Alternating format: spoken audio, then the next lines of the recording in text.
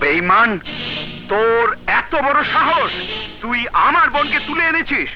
আজ আজ তোকে জীবন্ত ছাড়বো না। ভাইয়া, শিশির আমাকে তুলে আনেনি, আমি নিজে এসে চলে তোর এসেছি। কোনো কথাই আমি শুনতে চাই না। সরে যাবো।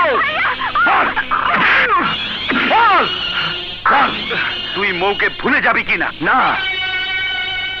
আমিও যদি কাউকে আঘাত করি তাহলে প্রতিঘাত করার ক্ষমতা কেউ রাখে না।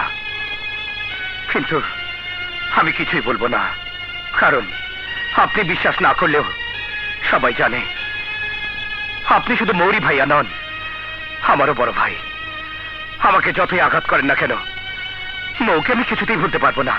না না, আমি কিছুই মানি না। ভুলতে তোকে হবেই। ভাইয়া, প্রয়োজন হলে আমাকে মারো, কিন্তু শিশিরকে তুমি আর মারতে পারবে না। না, ওকে আজ আমি মেরেই ফেলবো।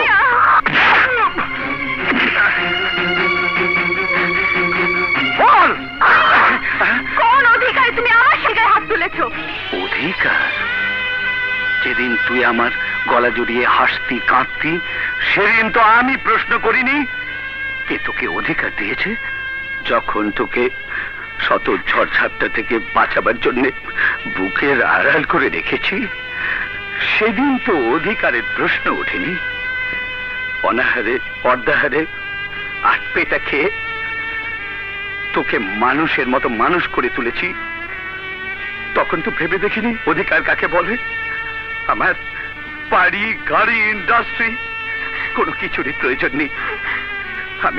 আমি তোর ভাই হিসেবে তোর মায়া মমতা নিয়ে বাঁচতে চেয়েছিলাম। মায়া মমতা? যদি মায়া মমতাই করতে, তাহলে আমার স্বামীকে এমন নির্দয় ভাবে মারতে পারতে না। তোমার অনেক ভালোবাসা পেয়েছি, আর প্রয়োজন নেই। তুমি এই মুহূর্তে এখান থেকে চলে যাও, তাহলে আমার মা মুখ দেখবে।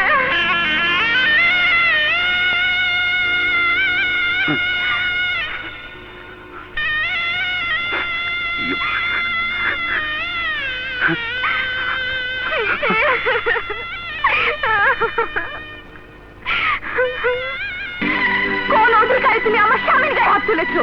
তোমার অনেক ভালোবাসা পেয়েছি, আর প্রয়োজন নেই। তুমি এই মুহূর্তে এখান থেকে চলে যাও, না হলে আমার মা মুখ দেখবে।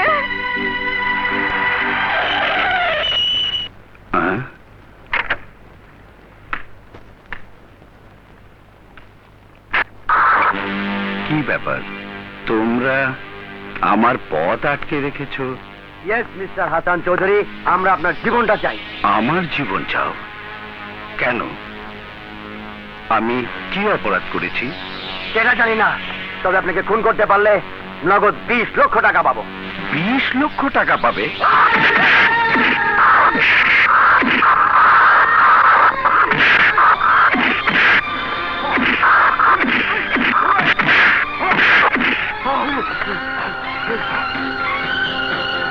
শেষ পর্যন্ত আমাকে খুন করার জন্য লোক পাঠিয়েছে।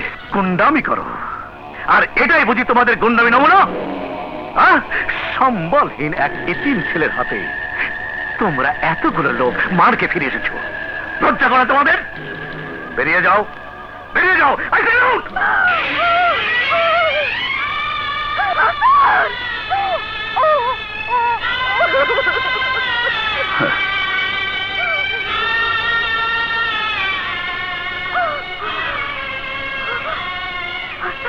হাসান, তোমার কি হয়েছে? তোমার এই অবস্থা কে করেছে? গুন্ডারা। গুন্ডারা তোমাকে আমার নির্দয় ভাবে মেরেছে?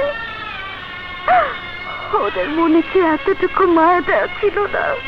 শাহানা, তুমি আমার শরীরে গুন্ডাদের আঘাত করা এই ক্ষত চিহ্ন দেখে দুঃখ পাচ্ছ, কাঁদছ, হাহাকার করছো, কিন্তু আজ মৌ আমার হৃদয়ে আঘাত করে সে ক্ষত চিহ্ন এঁকে দিয়েছে।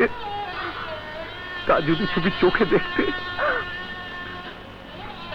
তাহলে তোমার বাক শক্তি স্তব্ধ হয়ে যেত। সাগরের উত্তাল ঢেউ খেত, আকাশ ফেটে চৌচির হয়ে যেত। হ্যাঁ শাহানা, আমার হৃদয়ের হাহাকার শুনলে মানুষ পাথর হয়ে যাবে। আসাদ, তুমি এসব কি বলছো? শাহানা, আমার বড্ড ঘুম পাচ্ছে,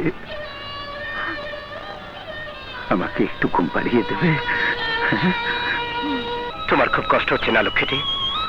সেই জন্যই তো আমার রাজরানীর মুখটি শুকনো মনে হচ্ছে। আমার মুখ শুকনো দেখলে কোথায়?